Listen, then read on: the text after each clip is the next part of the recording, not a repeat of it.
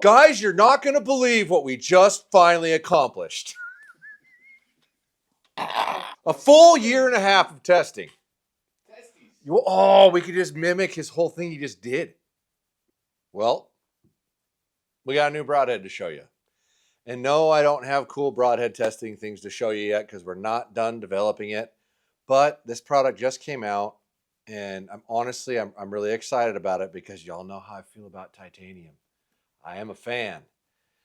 And our boy Josh Bomar just came out with the new titanium 100 grain Beast. This is actually different. I know it looks like at a glance, it looks like the exact same broadhead, and it does have the same blades from what I can tell, but the internals are different, the ferrule's different, everything about it's a little different. It was what they had to do to make this work in a 100 grain setup. And one thing about sharpening, making a tip on a broadhead to actually poke through the skin and not be big and bulbous is kind of tricky, and steel is actually way more sharpenable than titanium and can get hard, really, really, really hard, so it can be durable.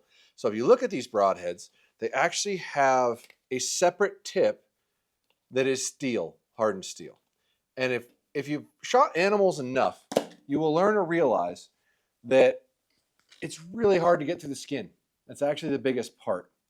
And what they have done in all their broadheads is try to figure out how to get through the skin easier with less resistance so they penetrate better, because you are shooting a 2-inch cutting diameter mechanical broadhead in there. Now, let's get the bad news over with. They're $85 for 3. That being said, that's not really more expensive than the aluminum ones, shockingly. You get 3 in there, but I don't think you get a practice broadhead with these ones. They are selling those separately if you do want them or need them. And they are doing what I think is probably the smartest marketing campaign I have ever seen. I'm going to show it to you right now because these are super, super sharp broadheads.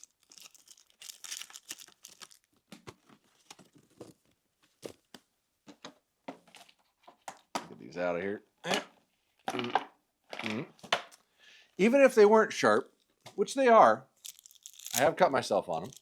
You would think they were because they provide you uncuttable finger protection and a Band-Aid in case you cut yourself with them. That's clever. Now, this broadhead is smaller than the original 100 grain. And I'm assuming they had to do that to maintain the mass while still having the little stainless point on there, which is very small. It's tricky to make something out of hardened materials be this light. Just being honest, it really is. I've played with it a lot. It is not an easy thing to do.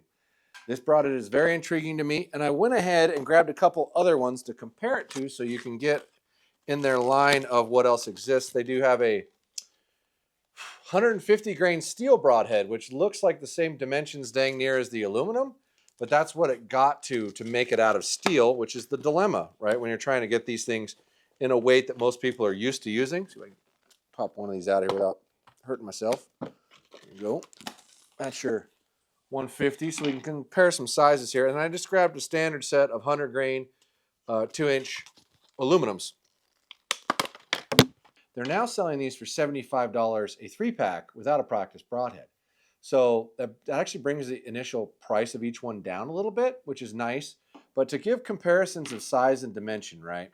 Okay, so for scale-wise, this is each different one. I know they look very similar, but each one's going to be cut and refined slightly different regardless. Now, I'm not sure the purpose of why there's a slot here where the spring goes in the steel and titanium and not in the aluminum, but it may very well be to try to hold the spring in place when they're putting the blades in and then they pull a pin out or something like that. I'm not sure. I'll ask him next time I see him, but those are your size differences. God damn, tongue-tied. As you can see, it's bigger, smaller, and this is 100 grain, 150 grain, and 100 grain. So this was not very easy to create. Now, my one gripe, and I am going to acknowledge it, is the thread piece inside it's still aluminum. So you still do run a possibility of bending, but if this has a collar against it and is snug and is tight, it should hold together without an issue, as long as the internal piece that you put against here, i.e. your insert, is steel or titanium. You shouldn't run into a problem at all. But that being said, it was probably necessary for weight. But we're going to screw each of these on here and see how well they spin, as well as measure the differences between these three and check all these for how straight they are. So since we have these open, we might as well measure them. But this is your 100 grain aluminum. 99.4, 150 steel, 150.6, 100 grain titanium, 99.5. Let's check another one. 99.5. And one more. 99.7. That's pretty damn close, guys. It's hard to nitpick that. I find more tolerances in a insert than that. But let's screw these three on and see how straight they are. All right, so let's see how this looks. That didn't move a freaking thousandth. It's perfectly straight. I did check this arrow insert and everything combination before we started to make sure they were perfectly straight. The insert itself, there's no point in testing this on an arrow that you don't know is straight, because the problem could be in your insert or your cut or anything like that. It doesn't move a microbe. Now, something to keep in mind, as I'm sure the people that know the gentleman that owns this company, he likes to shoot stuff a long ways away, which I am a fan of shooting farther distances. I like it a lot. So I would think that the attention to detail would be from being super consistent, because one thing you can't get away with, that doesn't move a microbe, one thing you can't get away with a product like this, shooting it a long ways away, is any movement in it. It has to be perfectly straight, every one of them.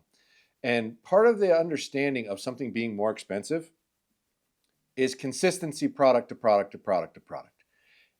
In my opinion, this price is fine. There's not an issue with it if I don't get a bad one. If they're really all consistent, if you really don't get ones that are crooked, and I have used these in the past, and I've gotten insane consistency out of them. Every broadhead that I have used over time, I'll find 1 out of 4 or 5 that aren't perfect. I really will. When I go spin them, they just don't quite spin perfect on the same arrow. I don't really find that with these. So I think there's an attention to detail in that particular part that's really in character for this company. Now, this goes out to all the people using a 100 grain 2-blade aluminum Beast. If you don't change these, you're an idiot. It's only $10 more for a 3-pack. That is not that much money. Go look at the price difference between aluminum and steel and aluminum and titanium. And in almost every brand, it's significantly more money. They only raised it $10. That is very reasonable for what you're buying here.